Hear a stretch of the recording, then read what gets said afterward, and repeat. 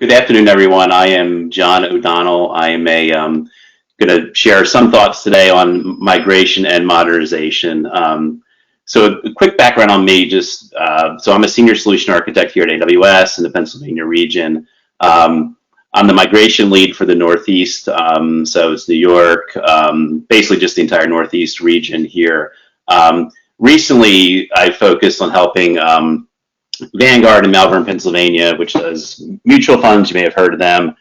Migrate and modernize, and they were featured in the keynote with Werner Vogels, who's our CTO, for their work in the migration and modernization area, actually moving into containers at the reInvent keynote again in 2019. And I also have worked with other AWS customers through the migration and modernization work. Before AWS, I was at Microsoft, where I did some migration modernization work, leveraging Office 365, leveraging Azure, and other great Microsoft platforms for primarily in the life sciences industry. And then way back in the Stone Ages of almost the pre-cloud era, I was the lead architect at GlaxoSmithKline, where I led our decision to be the first big pharma and actually the second company in the entire world to move to what was called BPOS-D, the Business Productivity Online Suite / Dedicated, which was the precursor of Office 365. And that was 140,000 users, over 10,000 applications, email, web portal, and chat. And we replatformed, we refactored, we retained, we retired. So all the R's that we saw a little bit earlier today, I think we covered everything. So it was a very interesting move for that. So I've seen migrations and modernizations kind of on both sides of the desk. So hoping to share some of those stories with you today and some AWS tools that can help you do that. So that being said, go to the next slide.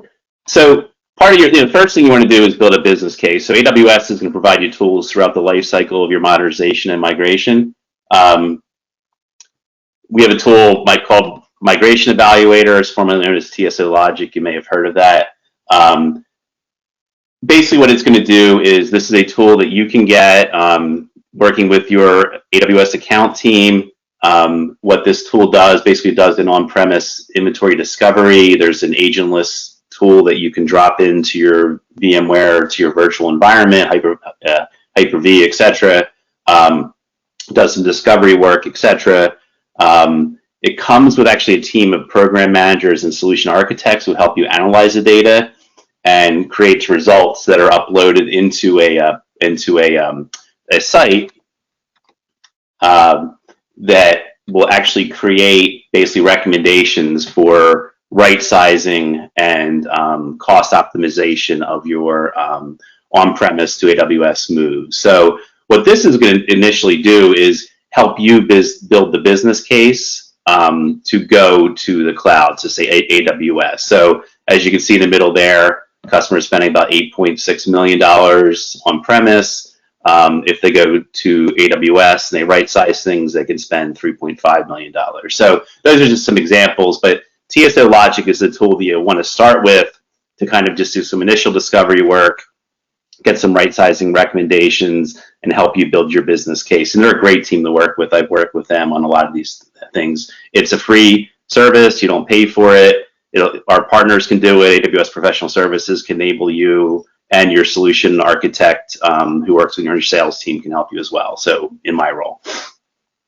So kind of diving into some application migration strategies. You've seen this kind of spider web diagram a little bit earlier today, but I'll kind of go into this. So basically, once you've set up your, we call it the landing zone, which is your AWS account, your networking, what's the next step is really, let's figure out what we have to do. So we'll do some discovery, we'll do some assessment and determine the path. So how do I discover what I have in my portfolio? And I don't know about you, but I've yet to find a customer who has a really good internal portfolio of all their applications, all the dependencies, every database, what every application talks to every other application, and that's all 100% documented up in real time. So Application Discovery Service, again, is a free tool from AWS, and what it does It basically is a agent. There's two modes. There's an agent or an agentless tool that'll run on VMware 5.5 or higher. For physical servers, you have to drop an agent onto the server. It runs on basically any OS you can throw at it, Windows, Linux, etc. It basically will then do a set of discovery, and you can read the screen there as far as finding infrastructure, dependencies, performance data, and then export that data into an S3 bucket where you can query that data using Athena, which is our ad hoc query tool, and then import that and export that into Migration Hub, which I'll cover next. But this essentially will give you a deeper level of assessment and discovery than so TSOLogic is going to give you your initial discovery. The application discovery service will give you basically pretty much a full review of your portfolio of each of your infrastructure, the dependencies, the databases, the connection strings, all those type of things will be documented and sent over to AWS Migration Hub to help you do your planning. So now that you have that, we're going to go as an input into the assess phase. And AWS has recently released Migration Hub. And Migration Hub can take basically tools from third-party tools.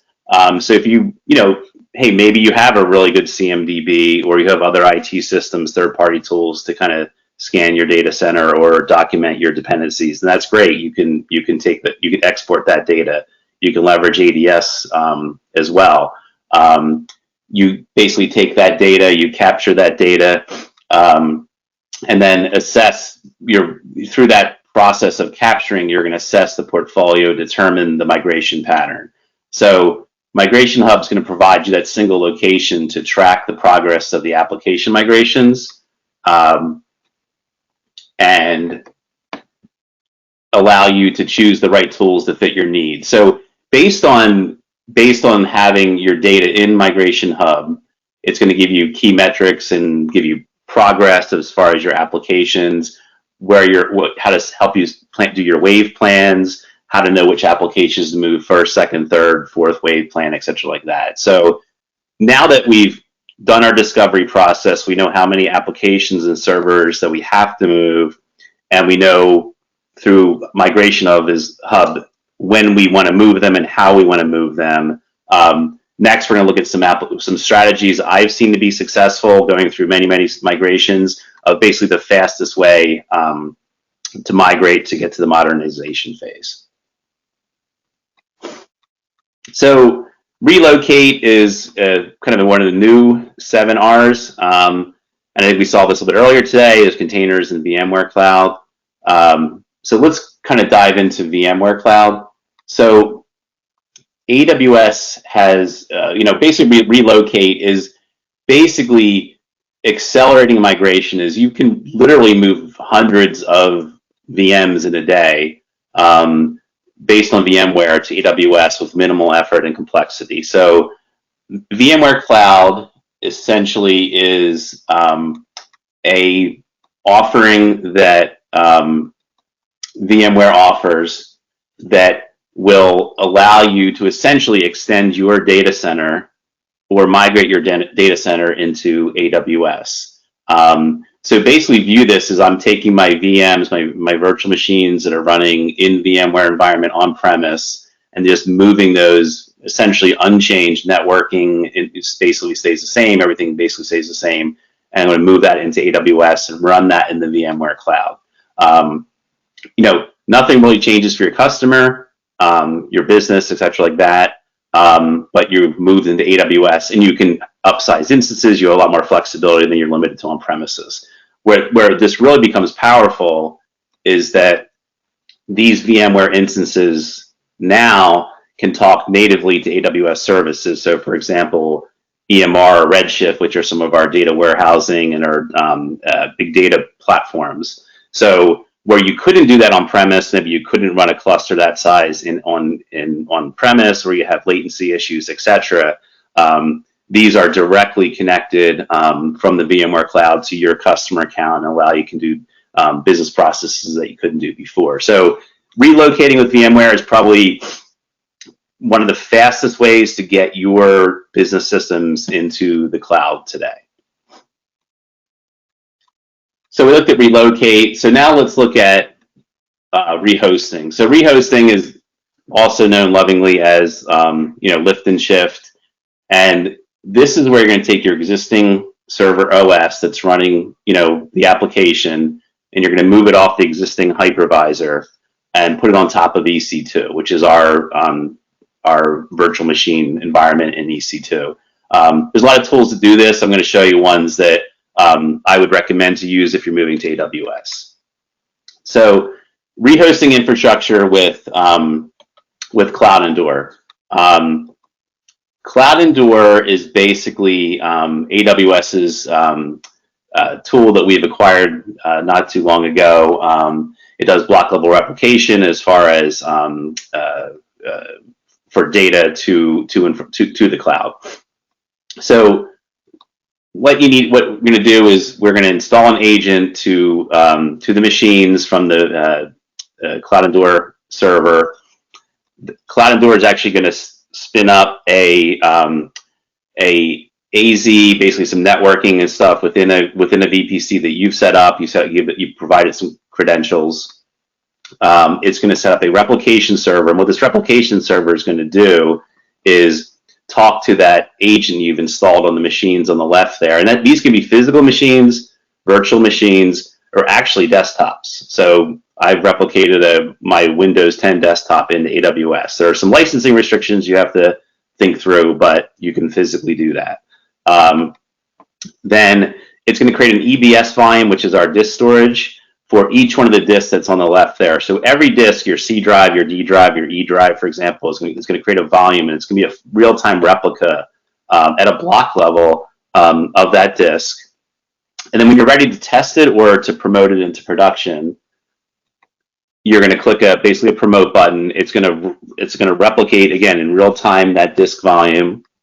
It's going to spin up a CloudEndure converter, and what CloudEndure converter does is essentially converts that disk, your C drive, as it were, your boot drive, and your Windows OS into a native AWS AMI, which is our Amazon machine image. And if you've ever done that natively, there's a fair amount of drivers and configurations you have to do. It's going to do that automatically. It's going to change NICs into all, it's going to basically, it's AWSize your instance and make that ready to go. So CloudEndure, I would strongly recommend that if you need to do a lift and shift, move hundreds, if not thousands of machines to AWS, you're not going to transform the machine, but you need to lift and shift and rehost. CloudEndure is the best platform I've seen out there, and it's also it's free to use. There's no cost for you to use this. Go to cloudendure.com, sign up, and it's free to use. You get 10,000 licenses to start, feel free to use it.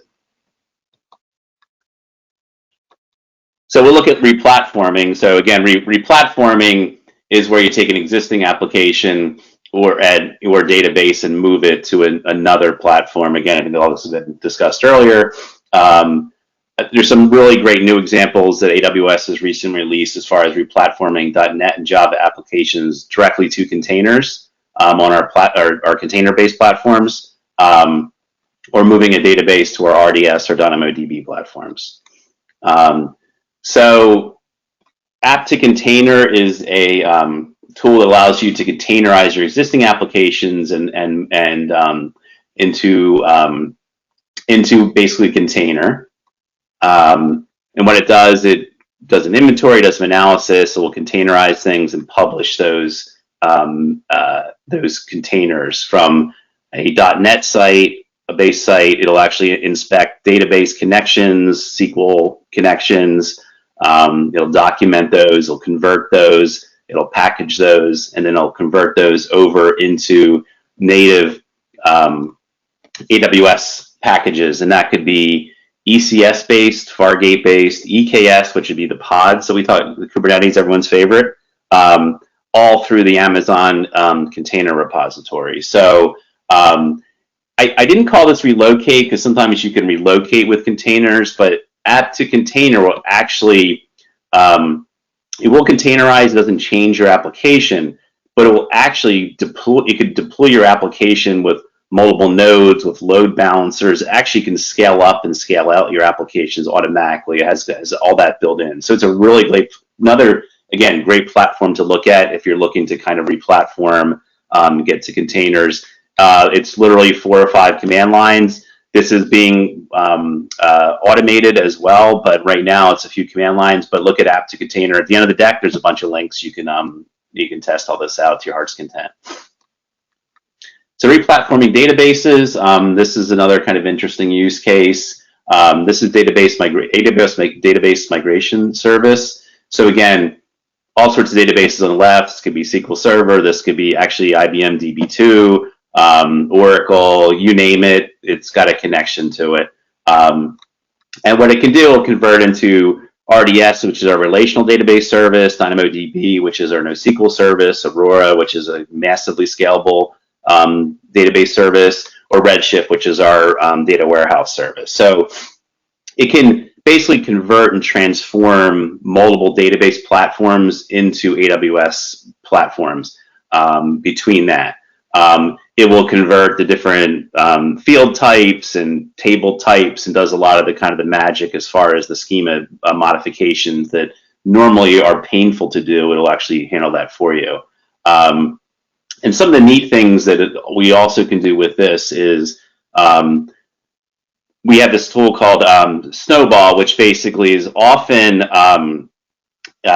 moving large amounts of data through DMS directly from databases can cause some problems. So what you can do is basically replicate your databases to a Snowball edge, replicate that through DMS, and then push that through into our database platform. So you're not actually pulling CPU cycles off of your database platform. So this is a nice pattern that we've seen to work, that where you can basically offload the replication from your databases directly into something else and move it into RDS. But again, database migration service is a great tool to get into a replatform database, and really actually pretty simple to use if you start using it. So just looking, this is the kind of the full map of all this strategy. So we've looked at a few. We're not going to look at obviously all of them today. I'm not going to cover refactor. That's been covered very well today as far as new platforms. There's retire. There's which is decommission, retain. There's other options I'm not going to cover. So retain is basically do nothing, right? I might leave that on site. I might move that to a colo, but there's really no change to the application. Retire, when I actually did the work at Glaxo, we moved tens of thousands of applications. We didn't actually move tens of thousands of applications. We retired about 60 to 70% of those applications. So if you have a long enough lead time to migrate, to modernize, your goal really should be is to get rid of a lot of as much of the dead wood, as I call it, as possible, and retire. Often it's a political battle. Often you don't have enough time to do that. You might have to do that in your second round, but the sooner you can retire, the less you have to migrate, the faster you can get to that modernization cycle. And again, that's where TSOLogic, and the ADS tooling can help you find those applications that aren't really doing much or aren't really used. And again, refactoring is a great thing to use if you have the time, and for select workloads where you're doing that. Where I've seen refactoring successful is after a full-scale lift and shift migration, go through a strategy of refactoring and modernizing after you've migrated your applications, you've learned about operations, you know how to operate in the cloud, and you're efficient there. Then work on a second round, which should be refactoring. That's what Vanguard did, and they're doing amazing as far as their operations and their modernization in the cloud today.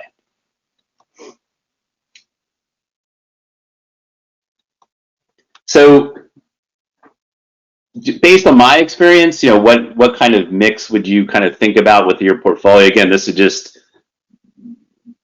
rule of thumb, so there's no hard and fast rule for this, but the answer is to look at each one of these options and find rights for you. That's basically, looking at your portfolio, looking at your analysis up front. What can you do? If you can retire a lot of stuff, then that's great. Move that number up, like I said earlier. But if you look at this number, this is based on dozens of migration and modernization engagements I did when I was in professional services here. You're looking essentially at least 2/3 of your portfolio, if not more, is going to be replatform, rehost into AWS. It's usually a lot. It could be even higher for that. That may not appeal to engineers and developers who, honestly, really, your value isn't going to cloud native. But day one, I think it is a challenge for a lot of companies if you're going from a data center directly into refactoring. Again, for speed of migration, when you look at things like CloudEndure, rehosting is going to give you the best speed, as you can literally. I'm talking to a customer next week who wants to move over 500 servers in less than 6 weeks from an on-premise data center to AWS, and they can do that with CloudEndure on their own. They need to learn how to use a tool and do that, but you can move hundreds, not thousands of servers in months if you have to.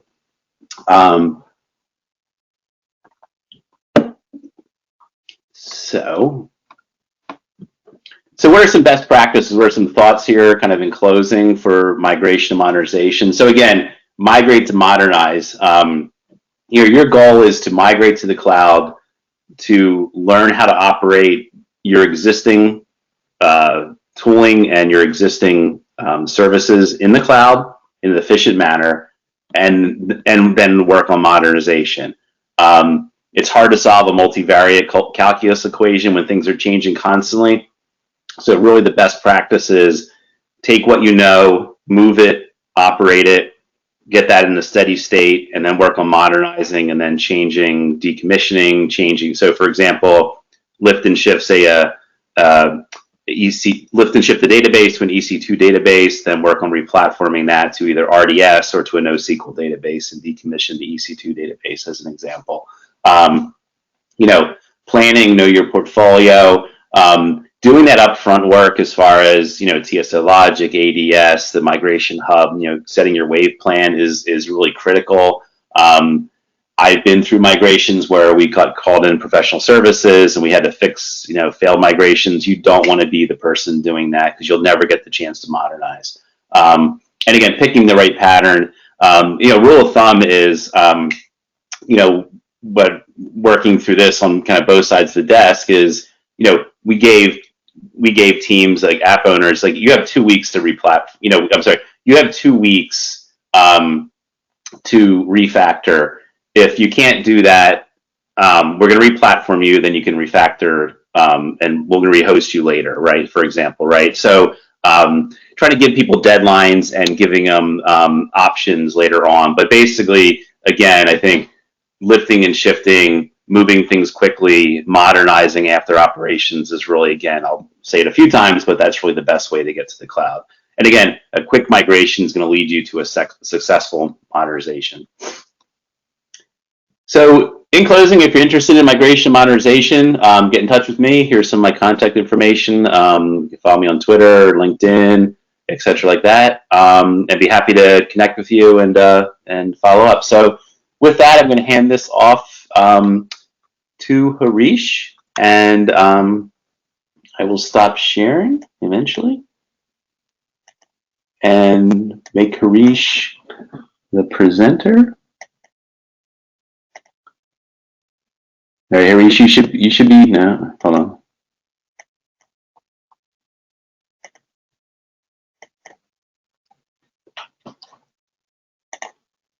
Okay, Harish, you're the presenter. Awesome. Thank you, everybody. John. All right. So let me start sharing my screen. All right. Cool. So thanks, John. Hello, everybody. My name is Harish Singh Reddy. I'm a solutions architect at AWS helping enterprise customers in our Northeast region through their cloud journey. Before AWS, I was with a managed services provider, uh, had a bunch of roles, but towards the end of it, I was working to modernize the applications, legacy applications into containers and re-architecting applications to be cloud native.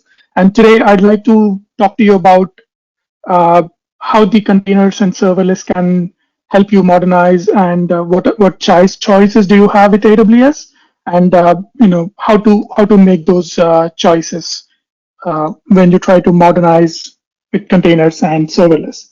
So this could be a new application that you're designing. This could be a containerized application that you're trying to move to AWS, or you're modernizing something that you've migrated through one of the channels that John was just describing. Right. So if you look at the paradigm shift on compute over the years, at one end, people are maintaining physical machines and data centers that require a lot of capacity planning beforehand. And takes considerable amount of time upfront to get it started, and you're basically stuck with the hardware till the end of life. And of course, you have an upfront capex, capital expenditure you need to put in before you can do any innovation on your infrastructure, and you're not able to leverage all the innovation that's happening in the cloud. Then there is a good set of customers that are moving to the cloud, leveraging virtual machines.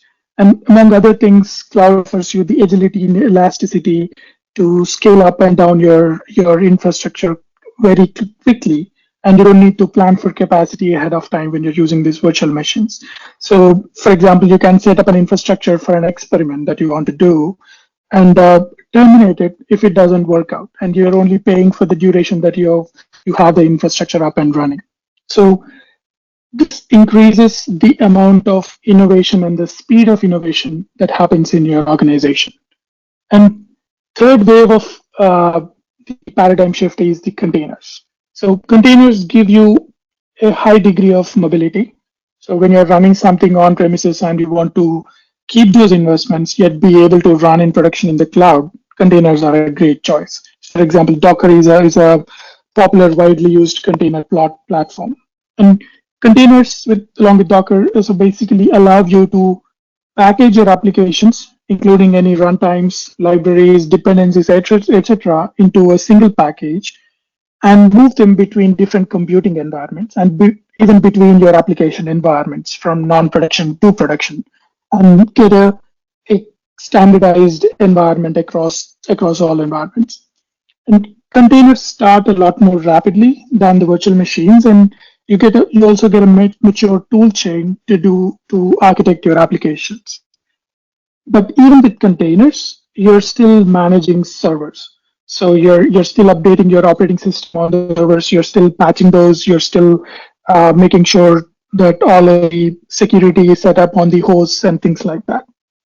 But then the last wave of it is serverless. In the last 2 years, the serverless has been one of the architectural patterns that we have seen customers implement, where you don't have to worry about any of the servers, maintaining the servers, or maintaining the operating systems, patching the operating systems, and things like that. So customers tell us that containers are great, but managing the infrastructure behind it is undifferentiated heavy lifting for them. Too much time is spent on maintaining the infrastructure, and not enough time is spent on the code, the application, and the application architecture, which is really where they want to focus. So this is exactly what's offered by serverless. You build code and let somebody else, like AWS services, worry about the infrastructure that runs your code. At the same time, while the infrastructure paradigm shift is happening, we've also seen application architectures go from monoliths to microservices based. So in a microservices application, every microservice performs a specific business function, and it's fronted by an API that other services or clients can use to communicate with the microservice. So as long as the API stays static or standard, you can abstract the implementation details of the microservice. So the microservice can scale independent of the other microservices within the same application, and you have your own choice of technology for that microservice.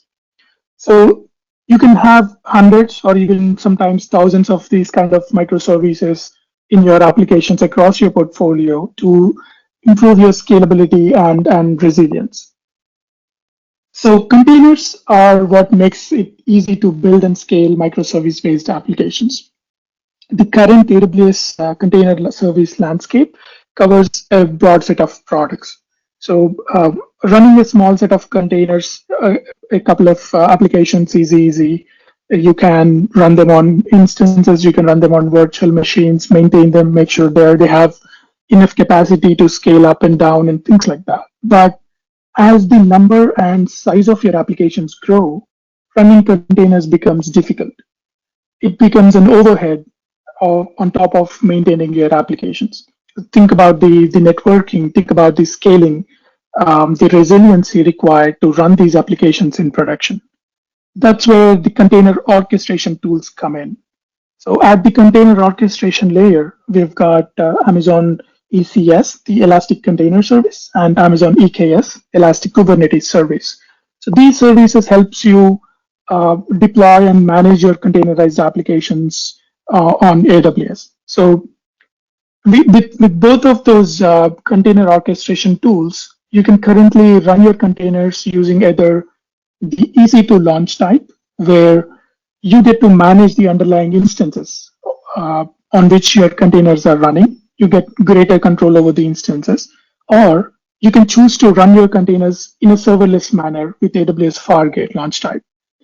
And Fargate basically makes it very straightforward to run your containerized applications by removing the need to provision and manage the infrastructure behind the scenes. And finally, we provide a registry service, Amazon ECR, where you can store your container images to be used in one of those container orchestration tools. So diving a little deep into some of these services, the first step is Amazon ECS. It's a fully managed container orchestration platform built by AWS. So it operationalizes your container workloads at a very high scale without you having to install any software. It's a fully managed service. You just either through console or through any of the methods available to communicate with AWS APIs, through SDKs, through CLI, you can build your clusters, you can build your services on top of those clusters and set up auto scaling to scale up and down of your applications. It's a multi-tenant service and can again spin up a large number of clusters and servers and tasks underneath. ECS comes with a very deep integration with native AWS services like Amazon CloudWatch monitoring, Elastic load balancers for load balancing, and things like that. If you are familiar with AWS constructs or APIs, or just getting started with containers in your applications, ECS is a simple and a great place to start running your containers. And next up is Amazon EKS. EKS is designed to make it easy to use Kubernetes on AWS. So you've heard throughout the day today how Kubernetes is helping customers, scale their applications, modernize their applications, and how powerful the platform is. So we are making it easier to run your Kubernetes applications on AWS through EKS. So Kubernetes is again an open source container management platform that's maintained by Cloud Native Computing Federation. It's built to help you run containers at scale. So Amazon uses the same open source Kubernetes to build the control plane of Amazon EKS. And Amazon AWS actually contributes back to the open source community. And the way it works is EKS offers a managed control plane that runs across multiple availability zones. So to eliminate a single point of failure in your control plane. And you basically get to bring your nodes into this control plane and start running your applications. So it abstracts the complexity of the control plane, and your nodes or your existing Kubernetes toolchain get to communicate, for example, like kubectl, get to communicate with the managed endpoint and run your applications.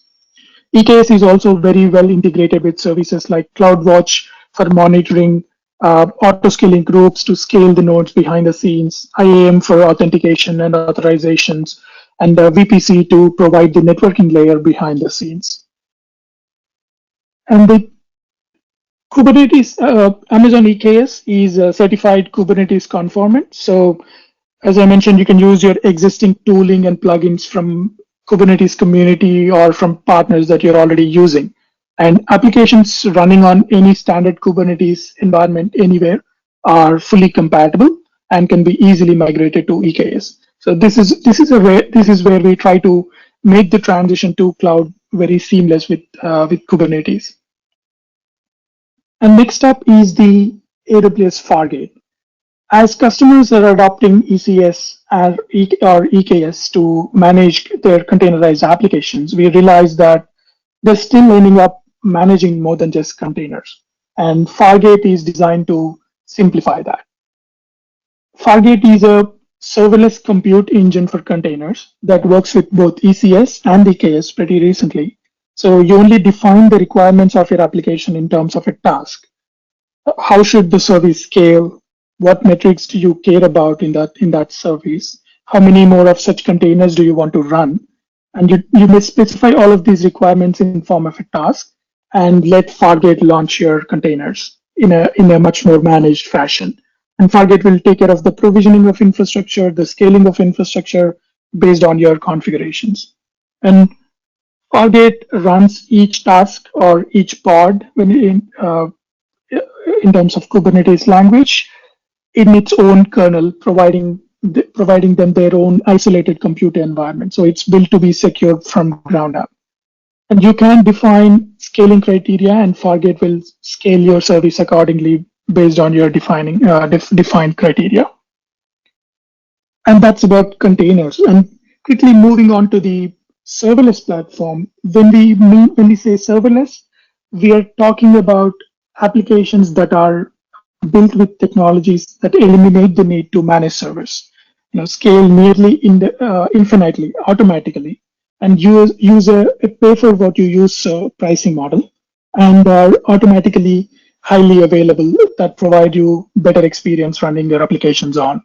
So it's an operational model of modern applications. It basically enables you to shift more of your operational responsibilities to AWS so that you spend more time on innovating your applications and lowering your total cost of ownership of your applications.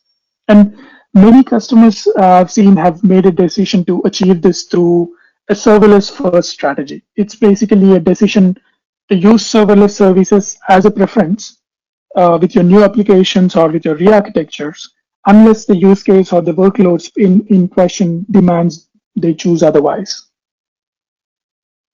And Lambda is the serverless event-driven compute service from AWS. It's one of the core services out of the serverless portfolio from AWS. With Lambda, you write your code, and Lambda takes care of provisioning the infrastructure to run your code. So there is no more even creating a container image, even creating making sure the runtime is set up and everything. You basically write your application code, package it up, and upload it to Lambda, and let Lambda take care of provisioning and scaling your application. So to build the applications using Lambda, you can either use one of the natively supported runtimes like Java, Go, Node.js, or you can bring your own runtime to Lambda as well. And Lambda integrates natively with AWS services to enable you to create powerful event-driven applications. For example, it can be triggered when an object is uploaded to S3, or when an API call is made to an API gateway. When there are no objects being uploaded, or when there is no API calls being made, you're not being charged for your applications basically. And another example is you can integrate Lambda with Amazon Kinesis, which is a real-time data streaming service. And Lambda can pull the stream for you, and whenever there is content inside the stream to process, it can automatically scale up and process the content. So it takes away the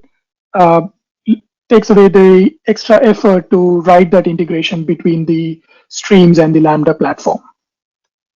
And Serverless is not just Lambda. There is much more to serverless than just the compute. There are many categories of services that have serverless offerings. For example, S3, one of the oldest services with AWS, is a serverless object storage. You get to interact with S3 using the API, and you never see a server running behind the scenes.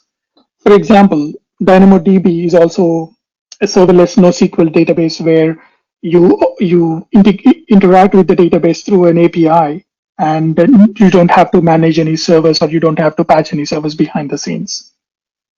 So Lambda offers you many key advantages from a compute perspective, but it's really when all of these other components that surround Lambda come together, we start to see much bigger benefits, providing the event-driven architectures for your applications. These services provide you messaging infrastructure, these provide you orchestration, these provide you storage, databases, compute all together. That's the secret sauce of serverless and event-driven architectures. So one of the core paradigm for architectures using serverless is, again, as I mentioned, event-driven. So instead of having a server or a container running all the time waiting for requests, you can trigger your code or process only when there is a request to do so. And these events are asynchronous. Your application doesn't need to wait for a response to move on to the next step. You can send an event, let it process, let it take care of it, so that your application is more resilient and reduces dependencies between the different components of your application. And using event routers such as SNS, SQS, or EventBridge, you can even abstract the producers and consumers of your application. So you can publish to the router, and the consumer can consume without the knowledge of who the producer is, what's the producer is doing, and they can scale independently. So, for example, when you have a queue of messages that you need to process, a producer, it could be your application or it could be a third party outside of your organization pushing messages into that queue.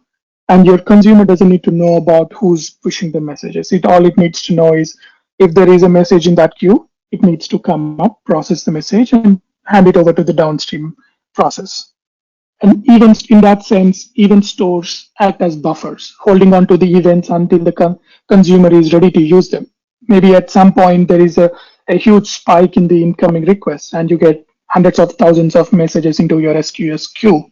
And your consumer might not be able to, or doesn't even make sense to scale to a level to process all those 100,000 messages in let's say an under hour. So you can hold on to these events as a buffer, and until the consumer is processing one after the other and is ready to use those messages. So when you look at the bigger picture with all of these technologies that I've just talked about, virtual machines, containers, or serverless, these are not mutually exclusive. There are applications that are better suited for each one of them. If you think of an application as a combination of microservices, each microservice can be implemented its own way. So one of the microservices can say, I need access to the lower level operating system kernel. So it could be running on EC2s. The other microservices can say, I don't care about what's happening behind the scenes. I have a Java function that I need to run when an API call is made. Go for Lambda. So when you start thinking about picking the right technology for your application, consider the operations model and the shared responsibility model. So as I said, you can start at the very bottom with EC2, have access to all the knobs that you want to manage, or you could go completely serverless with Lambda and Fargate, where you're just focusing on your application. These layers of abstraction available to you with AWS is super empowering because your teams now have the choice to pick the layer of abstraction they're most comfortable with, and that's right for your application. And we will provide you the tools, the services, the APIs necessary to help you build your application. And so how to decide when to leverage which technology? So here, I will try to give some perspective guidance. These are based on the capabilities of each of the technologies that we just talked about. So Fargate and Lambda, the serverless offerings, helps you manage the infrastructure. But when you need greater control of your EC2 instances, EC2 backed container orchestration tools are good choices. These are ECS with EC2 or EKS with EC2. It could be due to compliance requirements, or it could be due to governance requirements, or a broader customization options of your application, or your applications might just need specialized hardware like GPUs or kernel tuning, where you need those EC2 instances and to configure those EC2 instances. It's perfectly a valid reason, and you can go ahead and use the EC2 backed container orchestration platforms. And containers give you a little bit more control over user space libraries and network capabilities than Lambda. So in that scenario where you need more control, you go for container-based platforms. And EC2 based containers also have a little better startup time because they already have the host running, and just the containers needs to start up. Whereas with Fargate, it needs to start the compute environment in addition to the container within that environment. And when you compare EC2 based with all the way to the Lambda, Lambda has a 15-minute timeout for each function. So if your applications have longer running compute jobs, then ECS or EKS, either with EC2 or Fargate, would be the option to choose. And the other advantage with Fargate and Lambda is the ability to scale on demand with unpredictable traffic. But if you have a predictable and high traffic usage, you might be able to optimize the resource utilization better using EC2 instances.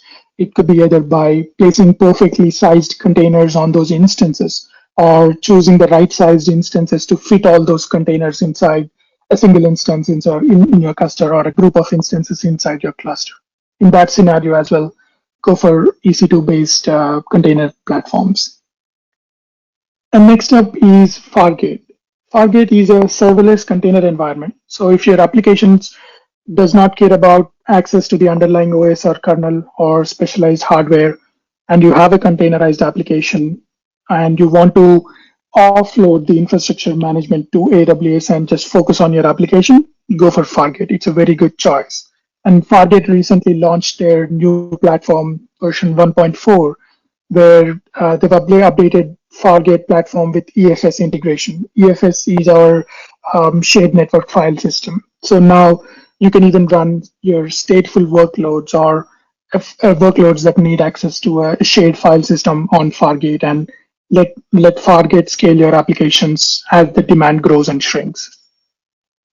And Fargate also needs your application to have a predictable scaling and should be able to handle a little longer start times, as I mentioned, because it needs to start the compute environment and then start your container on top of the compute platform. And the last option here you have is completely serverless. It's AWS Lambda. So Lambda is a completely serverless compute service. Lambda functions are event-driven and execute code in response to triggers that you set. So when you need an application that's event-driven, architectured, and only run your code when an action is triggered, Lambda is a good choice. Since you only pay for invocations of Lambda, if your applications have no requests for a few hours, you're not paying for anything for your application to be active. And the other side, Lambda has a 3 GB upper limit on the memory of the function, and it has a 15-minute timeout restriction for each function. So you have to make sure your application can work within those boundaries.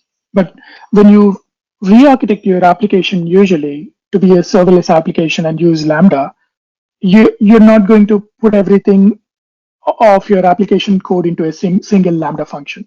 You're basically dividing your application into smaller units that does one particular thing very well and create functions accordingly. So usually, since it's only each unit is only handling one specific task, the 3 GB limit or the 15-minute interval should for the most part, work very, very well.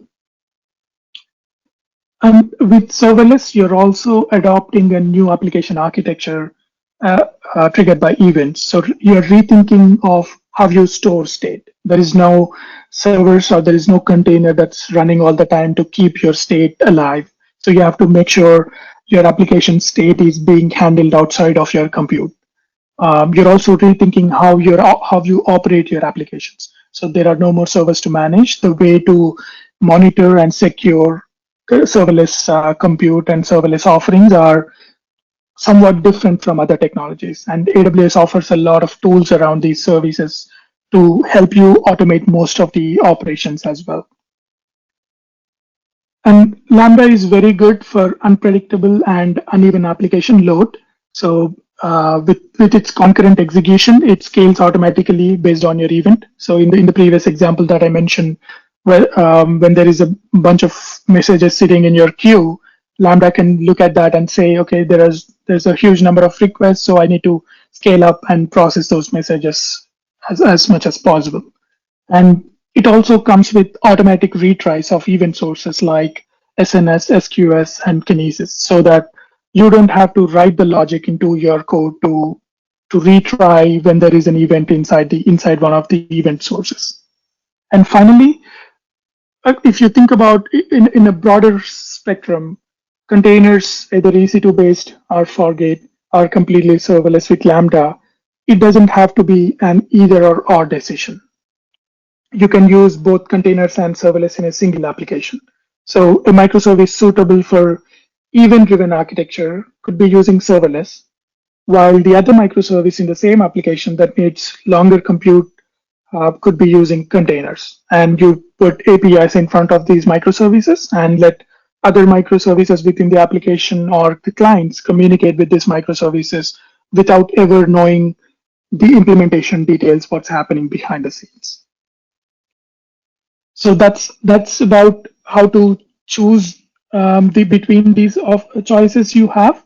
And I want to leave you with some helpful links to get started with containers and serverless on AWS. Specifically, I want to call out the workshops here. They are a great resource if you want to get hands-on experience on how to use these technologies.